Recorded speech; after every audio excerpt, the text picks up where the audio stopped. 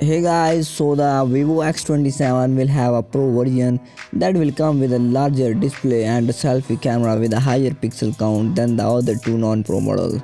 A leak poster has revealed the Vivo X27 Pro will not only have a large 6.7 display but an incredibly large pop-up selfie camera.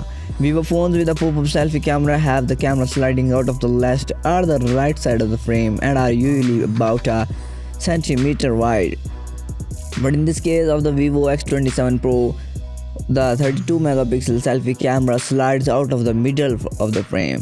The Vivo X27 Pro incorporates an LED flash into the side out mechanism, and each side of the setup is flanked by what appears to be clear glass.